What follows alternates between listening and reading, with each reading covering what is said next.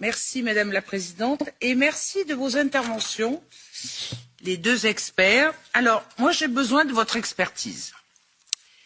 Je vais vous raconter une histoire qui est vraie et j'ai besoin de savoir comment vous l'analysez, toujours dans le cadre de la transparence, de l'anticorruption et de nommer les choses.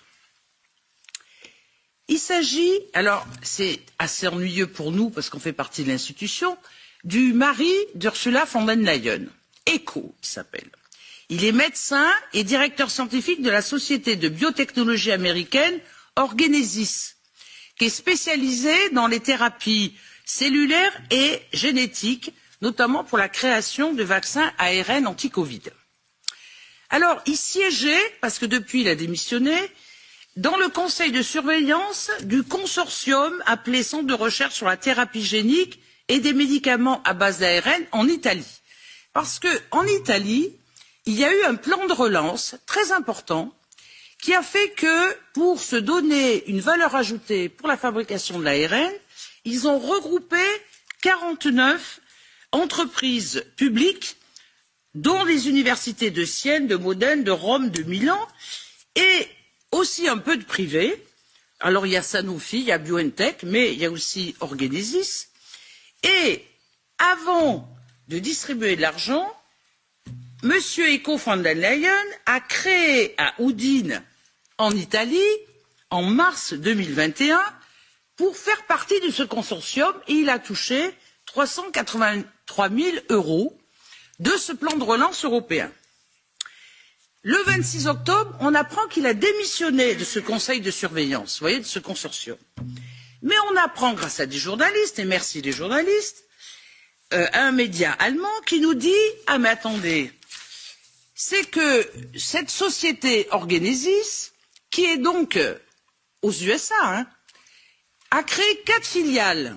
Une filiale en Italie dont je vous fais part, une filiale en Grèce où il a touché 32 millions d'euros avec une coentreprise qu'il a créée.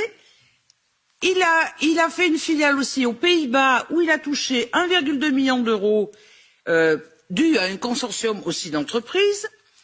Et il a aussi créé une filiale en Allemagne où le directeur général de la filiale allemande Orgenesis est toujours Monsieur Enrico von der Leyen. Alors, on a posé la question à la Commission. On leur a dit, écoutez, c'est un peu gênant, parce que c'est quand même des fonds européens. Alors, il y a les fonds du Pays-Bas et de la Grèce dont je vous ai parlé. Et l'Europe nous dit, le fait que le mari d'une haute responsable européenne reçoive un financement européen et national n'entraîne pratiquement aucun conflit d'intérêts. Alors moi, ma question, puisque vous êtes dans ce secteur, comment on peut justifier que le mari de notre présidente de la Commission européenne, qui a quand même démissionné ce consortium en Italie, mais qui reste quand même aussi directeur en Allemagne et ailleurs, peut toucher des fonds européens. Alors, comment vous l'interprétez? Est-ce que c'est des conflits d'intérêts?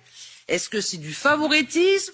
Est-ce que c'est aussi, peut-être, c'est des hypothèses, une capture d'argent européen? Parce que on a vérifié, mais c'est que des, comment dire, c'est pas du tout des entreprises, vous voyez, qui vont fabriquer l'ARN messager en Europe.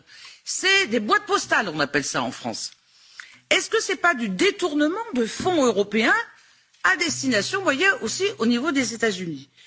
D'autant plus que je suis à la commission contrôle budgétaire et la commission des comptes a dit je suis assez surpris que même en Italie, il n'y a pas de système de contrôle des fonds de relance de l'Union européenne. Donc vous voyez que on parle de transparence, moi je suis à fond là-dessus et on a même saisi la Cour de justice européenne, mais dans ce cas de figure, vous appelez ça comment?